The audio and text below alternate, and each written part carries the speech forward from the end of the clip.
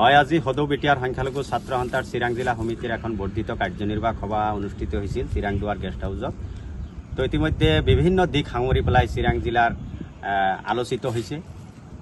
বৰ্তমান সমসাময়িক অসম তথা বিটিয়াৰ অঞ্চলৰ পৰিৱেশ পৰিস্থিতি, আগন্তুক বিধানসভা নিৰ্বাচন সম্পৰ্কেও জিলা সমিতিখনে বিস্তৃতভাৱে আলোচনা কৰিছে।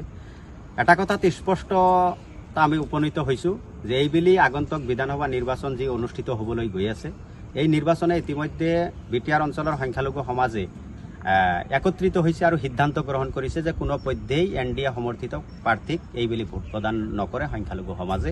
আৰু সংখ্যালঘু সমাজৰ এই আৱেগ অনুভূতিৰ প্ৰতি সন্মান জনাই আমিও সদৌ বিটিয়াৰ সংখ্যালঘু ছাত্ৰ সন্থায়ো সেই আৱেগ অনুভূতিক শ্ৰদ্ধা আৰু সন্মান জনাইছোঁ।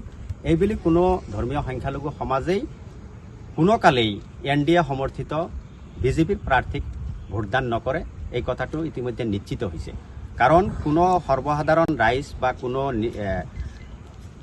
কোনো সচেতন ব্যক্তিয়ে ৰাজহাৰ ভাঙি নিজৰ ৰাজহাৰ ভাঙি যোৱা কাম কেতিয়াও সহ্য নকৰে বা গ্ৰহণ নকৰে। ইতিমধ্যে হিমন্ত বিশ্ব শৰ্মা ডাঙৰীয়াই বিভিন্ন সভা সমিতি তথা তেওঁৰ বিভিন্ন বক্তব্যত কৈছে যে এইবেলি নিৰ্বাচনত পুনৰাই বিজেপি চৰকাৰ অসমৰ ক্ষমতাত অধিষ্ঠিত হ'লে যোৱা সময়ছোৱাত সংখ্যালঘু সমাজৰ ৰাজহাৰ ভাঙি পেলোৱা হৈছে, এইবেলি আমি একেবাৰে সমান কৰি দিম বুলি তেখেতে যি বক্তব্য প্ৰদান কৰিছে, এই ক্ষেত্ৰত সংখ্যালঘু সমাজ যথেষ্ট অতিষ্ঠ হৈছে। ইতিমধ্যে আমি দেখিছোঁ যোৱা পৰিষদীয় নিৰ্বাচনত হাগ্ৰাম মহিলাৰী ডাঙৰীয়াই বিটিয়াৰ অঞ্চলত নিৰ্বাচনৰ প্ৰাকখনত বিজেপিৰ ভয় দেখুৱাই সংখ্যালঘু সমাজৰ পৰা 80শতাংশতকৈ অধিক ভোট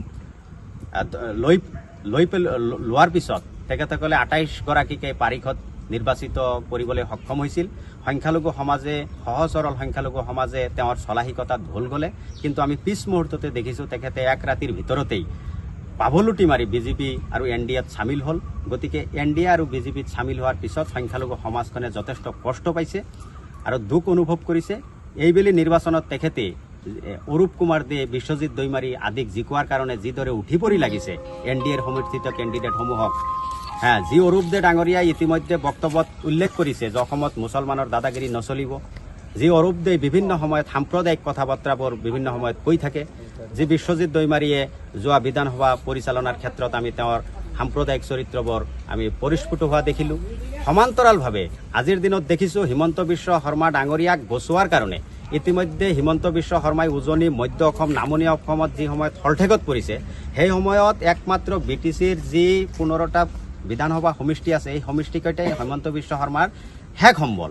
এই শেষ সম্বল এই সমষ্টিকেইটাত পুনৰাই অসমত মুখ্যমন্ত্ৰী পতাৰ কাৰণে হাগ্ৰামা মহিলাৰী কিন্তু উঠি পৰি লাগিছে। গতিকে এইবেলি সংখ্যালঘু সমাজে সিদ্ধান্ত গ্ৰহণ কৰিছে যে NDAৰ সমৰ্থিত প্ৰাৰ্থী, আজিকালি যিহেতু BPF নাই, হাগ্ৰামা মহিলাৰী নিজে কৈছে তেখেত বৰ্তমান NDA লৈ গুচি গ'ল, NDA হৈ গ'ল।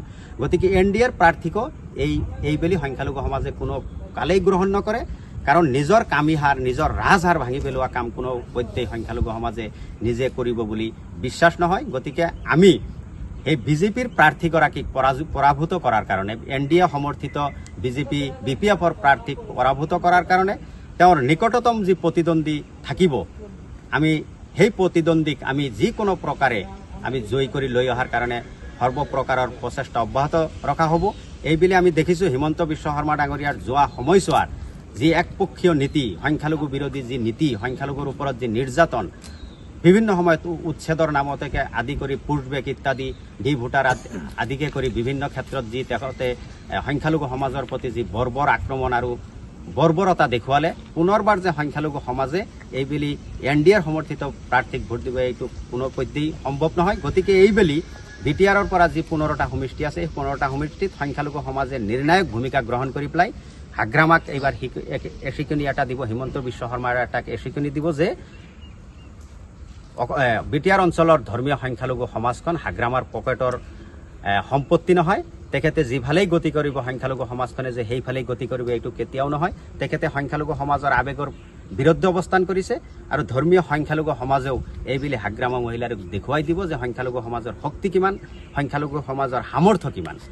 সংখ্যালঘু সমাজে ইতিমধ্যে কেইবাবাৰো ইয়াৰ প্ৰমাণ আৰু পৰীক্ষা দি থৈছে। ইতিমধ্যে হাগ্ৰামা মহিলাৰীৰ পৰা যেতিয়াই সংখ্যালঘু সমাজে মুখ ঘূৰাই লৈছিল, তেতিয়াই হাগ্ৰামা মহিলাৰীৰ কিন্তু ক্ষমতাৰ পৰা তেখেতে অপসাৰণ হ'ব লগা হৈছিল। যোৱা BTC নিৰ্বাচনত যেতিয়া হাগ্ৰামা মহিলাৰীৰ পক্ষে মুছলমান সমাজে আকৌ অৱস্থান গ্ৰহণ কৰিলে তেখেতে কিন্তু ক্ষমতা দখল কৰিবলৈ সক্ষম হৈছিল। গতিকে এইবেলি সংখ্যালঘু সমাজ সম্পূৰ্ণভাৱে হাগ্ৰামাক পিঠি দিব, এই কথাটো নিশ্চিত।